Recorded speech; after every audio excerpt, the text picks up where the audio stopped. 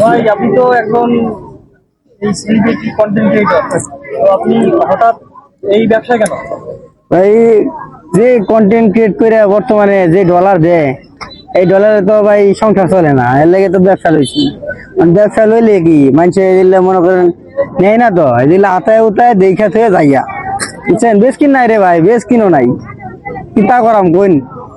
তো আপনি এখন ফেসবুকেও কাজ ছেড়ে দিলেন, আবার এখানেও মানুষ হাতায় হতে ভাই সংসার কেমনে চলবে ভাই? কাজ কি করবো কোন, যে ডলার দেয় মানে কি কইলাম, 1 মিলিয়ন বিয়ে বর্তমানে দেয় $30, $25 একটা রিলস ভিডিও থেকে। আগে দিত $100, $80, তো $20, $25, 1 মিলিয়ন বিয়ে দেয়, 1 মিলিয়ন বিয়ে হয় না, ঠিক আছে? তো 1 মিলিয়ন বিয়ে যদি $20 দেয়, $100 লাগে একটা পেমেন্ট পাইতে গেলে।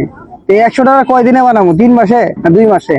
3 মাসে যদি $100 কামাবার যায় 12 থেকে 13 হাজার টাকা, এইটা দেওয়া কি চলবো, সংসার চলবো?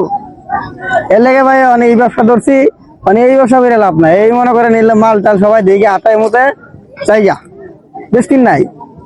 ফেসবুক তো বলে দিয়েছে নেক্সট টাইম ভালো হবে। সে সম্পর্কে আপনার মতামত কি? যখন ভালো হইব তো মনে করেন আবার ভিডিও দিমু। মানে যেদিকে বৃষ্টি সেদিকে হ্যাঁ, ছাতা। এদিকে বৃষ্টি যাইবো, ওদিকে মনে করেন ছাতা ধরমু। অবস্থাতে অনেক এরমই দাঁড়াইছে। সে বৃষ্টির মাঝে মাঝে যখন শিলা বৃষ্টি হয় তখন ছাতা নিয়ে উঠবে।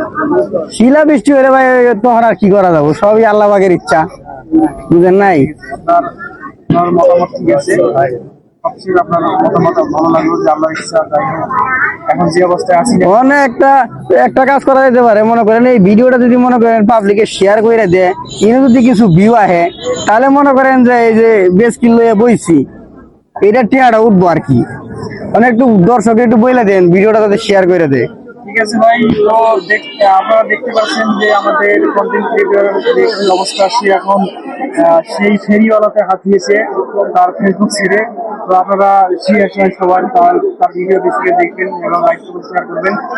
তো আশা করি ভালো থাকবেন। আল্লাহ হাফেজ।